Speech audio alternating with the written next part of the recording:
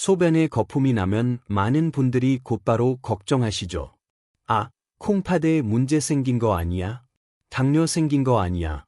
물론 이런 걱정은 흔하지만 좀 더 큰 그림을 볼 필요가 있습니다.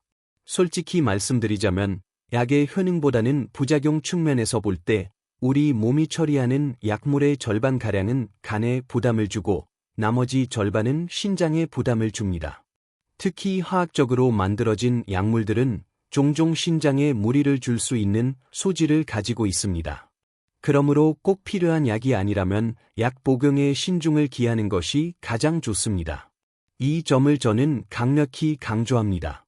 몸의 독소를 필연적으로 늘리는 식단, 예를 들어 트랜스 지방이 많거나 변질된 기름, 산패된 기름, 가공 육류, 인공 첨가물이 가득한 식품 같은 것들을 적극적으로 제한하는 것이 건강한 신장을 만들고 몸을 깨끗하게 하는 가장 중요한 단계입니다. 소화를 방해하는 습관들은 예외 없이 신장에 상당한 부담을 줍니다. 너무 급하게 먹거나 과식하거나 폭식하는 것, 특히 늦은 밤에 기름진 음식을 과식하는 행위는 이 중요한 장기들에 엄청난 충격을 안겨줍니다. 우리 신장이 현재 처리해야 할 독소의 양은 과거에 비해 엄청나게 증가했습니다. 이런 엄청난 무리가 결국 만성 신장 질환으로 이어질 수 있습니다. 신장 질환이 무서운 점은 바로 투석이라는 것에 대한 공포입니다. 투석에는 크게 두 가지 방법이 있습니다. 병원에 가서 받는 혈액투석과 교육을 받은 후 각자 집에서 할 수 있는 복막투석입니다. 혈액투석은 보통 너댓 시간 이상 수료되며 주 3회 이것을 해야 하므로 일상생활 리듬을 유지하는 것이 매우 어렵습니다. 복막투석은 편리성은 있지만 하루에 4번, 6시간 간격으로 본인이 직접 해야 합니다. 어떤 방법이든 투석은 콩팥 환자들이 가장 두려워하고 힘들어하는 부분임이 분명합니다. 우리 몸에는 독소를 해독하는 두 가지 주요 시스템이 있습니다. 물에 녹는 독소는 신장이 담당하고 기름에 녹는 독소, 즉 지질 독소는 간이 담당합니다. 결국 모든 독소는 물에 녹는 형태로 바뀌어 배출되어야 합니다.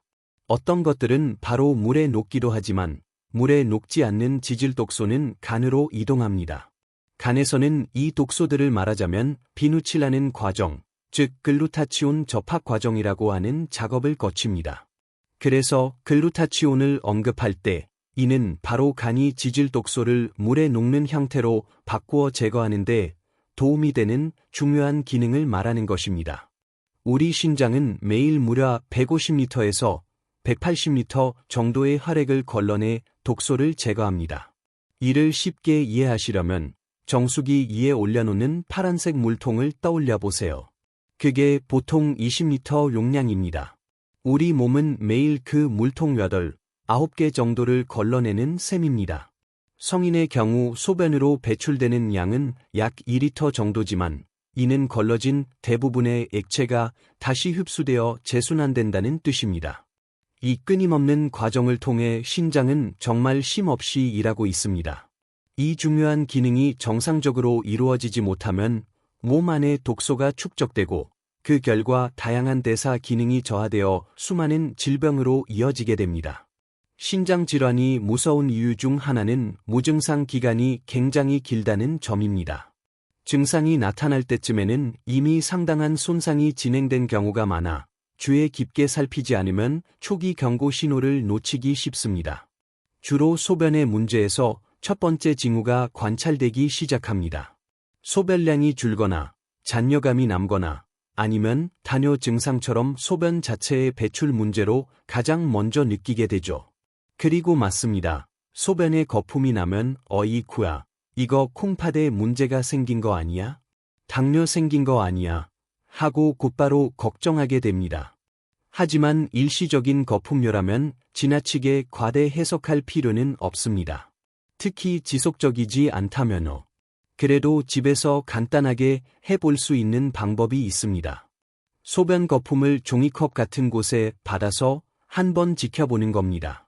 만약 거품이 금방 사라진다면 대체로 큰 문제가 아닐 가능성이 높습니다. 하지만 한참 동안 두었는데도 거품이 그대로 유지된다면 병원에 가서 정밀 검사를 받아보는 것이 좋습니다. 더 나아가 신장이 체액 조절을 제대로 못하면 몸에 부종이 나타나거나 혈압이 상승할 수 있습니다. 신장이 하는 중요한 일 중 하나는 우리 몸의 혈액을 관리하는 것입니다. 이 기능에 문제가 생기면 적혈구를 제대로 만들지 못해 빈혈 증상이 나타납니다. 뼈를 튼튼하게 만드는 작용도 신장과 관련이 있는데 이 기능을 제대로 하지 못하면 뼈가 약해지는 고련화증이나 골다공증으로 이어지게 됩니다. 우리 피부 또한 명확한 신호를 보냅니다. 피부는 본질적으로 나 숨 막혀요. 독소가 많이 섞인 피 말고 제대로 된 피 좀 보내주세요. 라고 애치는 것과 같습니다. 이 절박한 신호가 바로 극심한 가려움증으로 나타납니다. 피부를 벅벅 긁어 피가 나도록 만들 때 피부는 아쉽지만 이렇게라도 주니 내가 좀 살겠네요라고 말하는 것과 같습니다. 가려움증이나 통증을 넘어 상태가 더 심해지면 자꾸 토하려고 하거나 음식을 먹을 수 없는 상태가 될 수도 있습니다. 이는 이미 몸속에 독소가 가득 차 있기 때문에 신장이 더 이상 몸을 어지럽히는 것이 들어오면 감당할 수 없다고 판단하기 때문입니다. 신장 기능 저하로 인한 피로감을 이야기할 때는 다른 유형의 피로감과 구별하는 것이 중요합니다. 예를 들어 간 기능이 약화되어 피로해졌다면 보통 피곤해.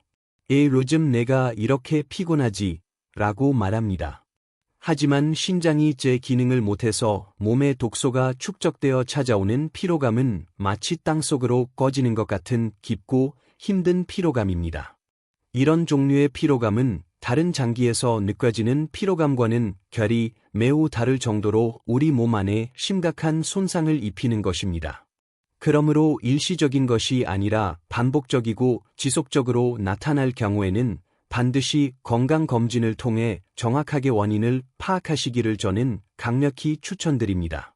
제가 약사가 되어 약 30여 년 전에 약국을 방문하는 변비 환자들이 급격히 늘어나는 것을 보면서 언젠가 대장암으로 확산되겠구나 하고 예측해 본 적이 있었습니다. 너무나 안타깝게도 그 예측은 맞아떨어졌습니다. 그런데 최근 제가 또 느끼고 있는 심각한 현상은 신부전 환자의 급속한 증가입니다. 빠르면 5년, 늦어도 10년 이내에 신부전이라는 용어가 당뇨처럼 우리가 알든 모르든 익숙한 정도로 우리 주변에 자리 잡을 것 같은 아주 불안한 예감이 있습니다. 신장병을 일으키는 원인 중 첫 번째는 당뇨가 굉장히 큰 문제입니다. 대부분의 당뇨 환자들이 결국 신장병으로 이환됩니다. 반대로 신장병 환자의 상당 부분, 약 48%에서 50% 정도가 당뇨병 출신임을 감안할 때 급속도로 늘고 있는 당뇨병과 신장병이 무관하지 않다는 것을 보여줍니다. 당뇨를 갖고 있지 않다고 할지라도 순간순간 혈당이 올라가는 현상이 일어날 수밖에 없는 경우가 있습니다. 예를 들어 아이스크림 하나, 빵 하나, 아니면 탄산음료를 마시는 것 같은 경우죠. 이런 당이 많이 포함된 음식을 먹게 되면 순간적으로 혈당 스파이크 현상들이 자주 반복될 때 혈관 손상으로 이어질 수밖에 없습니다. 이 현대인들에게 신부전이 늘어나는 또 다른 이유 중 하나는 우리 주변의 음식의 당이 너무 많다는 것입니다. 마트에서 사는 음식은 다 그렇다고 보시면 됩니다. 가공식품의 경우 혈당을 올릴 소지가 굉장히 많습니다. 가공이라는 말 자체가 맛이나 선호도를 높이기 위해 맛이 없는 부분, 예를 들어 식이섬유 같은 것들은 줄이고 맛을 높이는 당을 더 첨가하는 개념으로 변질된 경우가 많습니다. 공장에서 특별히 가공되지 않은 것일지라도 문제가 될 수 있습니다. 예를 들어 과일을 말려서 건조된 과일을 만들었다고 생각해 보세요. 이렇게 만들면 당이 지나치게 농축된 형태의 음식이 될 수 있습니다. 우리는 이것이 분명 건강한 음식이라고 생각했지만 어떻게 처리되었느냐에 따라 우리 몸에 들어와서 반응하는 방식은 달라질 수 있습니다. 공장에서 가공되어 나온 이런 음식들을 적극적으로 줄이는 생활 습관이 필요하다고 보고 있습니다. 일꾼 영양소가 풍부한 음식을 먹는 것이 좋습니다.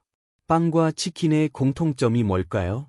맛있다는 것도 공통점이지만 실제로는 일꾼이 없다는데 공통점이 있습니다. 집을 지으려고 벽돌과 건축 자재를 갖다 놓았다고 해도 일하는 사람이 없으면 집을 지을 수 없듯이 탄수화물, 지방, 단백질 같은 영양소를 섭취했다고 하더라도 여기에 미네랄, 비타민, 식물 영양소 등 우리 몸의 대사를 돕는 일꾼 영양소들이 들어왔을 때 비로소 정상적인 대사가 이루어집니다. 안타깝게도 대부분의 가공 음식들은 가공 과정에서 이런 일꾼들이 제거되거나 처음부터 이들이 매우 부족한 식재료로 만들어지기 때문에 우리 몸속에 들어와서 제대로 대사되지 못하고, 다시 말해 쓸모있게 변화되지 못하고 그대로 축적되면서 몸 안에 독소가 누적되는 문제를 야기합니다. 만약 우리 초고령화 시대의 전반적인 건강과 장수를 위한 가장 중요한 조건 한 가지를 이야기하라면 그것은 소식이라고 말씀드릴 수 있습니다. 건강한 장수를 방해하는 대표적인 질환의 시작은 종종 당 관리로부터 시작됩니다. 당을 잘못 관리함으로써 당뇨가 생겨나고 췌장에 무리가 와서 췌장암까지 생겨날 수 있으며 다른 많은 질환들이 여기서부터 시작됩니다. 당 관리는 매우 중요합니다. 하지만 주변 사람들이 다 당뇨를 앓고 있고 이제는 당은 기본으로 다 갖고 있는 거야라는 식의 매너리즘에 빠지게 되면 결국 본인의 불행은 찾아올 수밖에 없습니다. 공복혈당이라는 것은 배가 많이 고파서 밥을 먹어야겠다고 생각이 들 때 우리 몸 안에서 당을 요구하고 있는 그 시간의 당 수치입니다.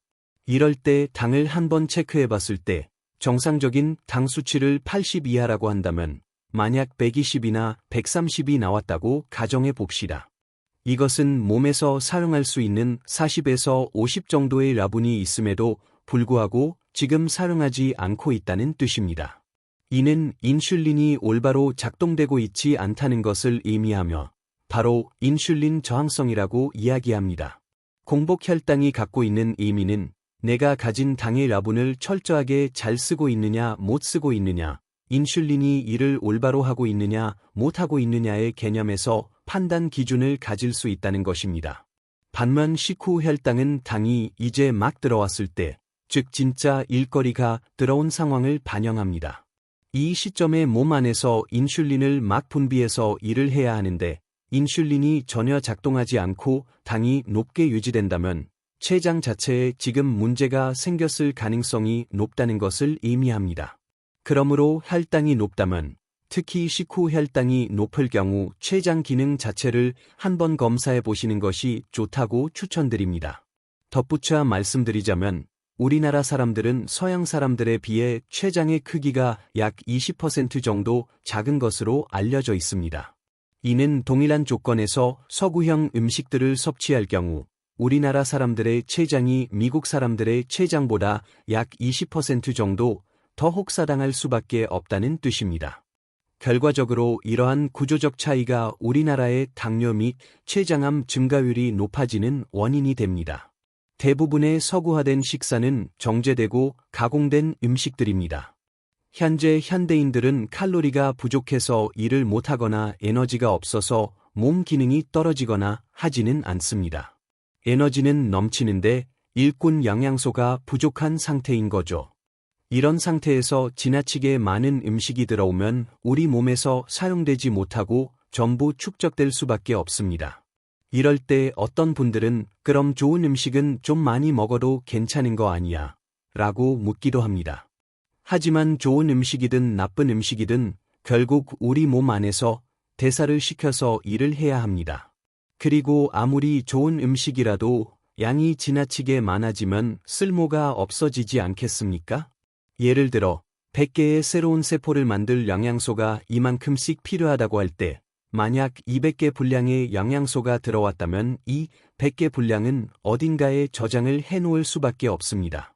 이것이 결국 복부 비만을 만들고 우리 몸 안에 순환 장애를 일으키는 형태로 나타납니다. 그래서 소식이 중요합니다. 당뇨를 관리하고 췌장을 건강하게 만들기 위해서는 당이 들어왔을 때 췌장이 일을 해야 하므로 급격하게 당을 올리는 식사법을 바꾸는 것이 좋습니다.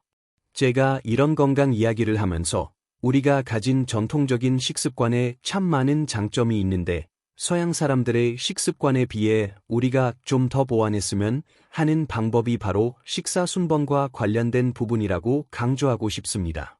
서양 사람들을 보면 야채 샐러드나 야채 같은 것들을 먼저 먹고 맨 마지막에 메인 식사를 하는 식인데 반해 우리는 제일 먼저 밥 숟가락부터 한 숟갈 떠서 먹습니다. 저는 이 순번을 조금 바꿔서 먼저 채소나 단백질류를 좀 먹고 맨 마지막에 밥을 먹는 식으로만 바꿔준다고 하더라도 혈당 스파이크를 막아내고 당뇨나 췌장을 건강하게 만드는 데 도움이 되지 않을까 생각합니다. 그러니까 당뇨병의 원인이 무엇입니까? 라고 물으신다면 급하게 먹는 것, 과식, 폭식, 간식, 그리고 야식. 이 5가지 식사 습관이 결국 우리 몸을 병들게 하고 있다고 생각합니다. 바로 그 습관만 바꿔도 당뇨뿐만 아니라 여러 가지 만성질환을 예방할 수 있는 좋은 식습관이 된다고 저는 굳게 믿고 있습니다. 당뇨 환자분들도 과일 같은 것을 통해 부족한 영양 균형도 맞추고 다 좋습니다. 과일을 드실 때 2가지 관점에서 우선 기준을 세우시면 좋을 것 같아요. 하나는 당 지수, GI라는 게 있습니다. 이게 얼마나 당이 높으냐 하는 거죠. 당뇨가 있으신 분들은 이런 당 지수가 낮은 과일을 선택하는 것이 좋습니다. 망고나 바나나 같은 것들은 당 지수가 굉장히 높은 반면 블루베리, 토마토, 딸기 같은 것들은 당 지수가 낮기 때문에 드실 수 있습니다. 여기에 한 가지 우리가 꼭 기억하고 가셔야 할 것은 당 부하 지수, GL라는 게 있습니다. 당도가 높은 것을 먹었더라도 그것이 진짜로 우리 몸에서 당을 얼마만큼 올리느냐 하는 것을 당 부하 지수라고 이야기합니다. 당 지수와 당 부하 지수가 낮은 것으로는 블루베리, 자두, 토마토, 그리고 베리류를 많이 권유하고 있습니다. 사과는 껍질째 드시게 되면 껍질에 있는 펙틴 성분이 혈당 스파이크를 억제하는 작용이 있다고 알려져 있어서 당뇨 환자분들께 사과 드시는 것을 굉장히 추천드립니다. 당 지수가 낮다고 하더라도 만약 건조시키는 것처럼 농축된 상태라면 당 부하 지수는 올라갑니다. 따라서 당 지수를 참조하되 가장 중요한 것은 당 부하 지수의 관점에서 과일을 이해하는 것이 좋을 것 같습니다. 식후에 디저트 개념으로 과일을 드시는 것은 전체적인 영양 과잉으로도 연결될 수 있습니다. 식전에 드셔서 부족한 것을 채우고 식사로 마무리하는 개념으로 하면 적정량도 유지하게 됩니다. 가장 중요한 것은 양의 문제입니다. 당뇨 환자분들도 소량씩 드시는 것은 충분히 즐길 수 있습니다. 이런 관점에서 과일을 이해하시면 좋을 것 같습니다. 당뇨 환자에게 첫 번째로 추천하는 것은 콩입니다. 콩은 정말 당뇨를 위해 태어났다고 생각할 정도로 당뇨에 주는 이점이 굉장히 많은 식재료라고 생각됩니다. 콩이 갖고 있는 식이섬유는 장내 미생물에게 훌륭한 먹이가 되면서도 영양 성분이 천천히 몸속으로 들어가는 습성을 갖고 있습니다. 이는 혈당 스파이크를 막아내는 작용으로 이어집니다. 또 하나 콩이 갖고 있는 레시틴이라는 인지질 성분은 혈액을 맑게 만들고 뇌를 건강하게 만드는 성분이기도 합니다. 당뇨를 포함한 성인병을 예방하는 가장 좋은 음식 재료 중 하나입니다. 두부로 드실 수도 있고 비지 형태로 드실 수도 있고 두유로 만들어 드시지 않습니까? 콩을 활용한 음식 중 제가 많이 추천드리는 것은 청국장 방식으로 쌈장 형태로 만드는 것이 제 경험상 가장 좋았습니다. 청국장을 놓고 여기에 마늘, 양파, 토마토, 들깨가루, 호두 같은 여러 재료들을 집어넣습니다.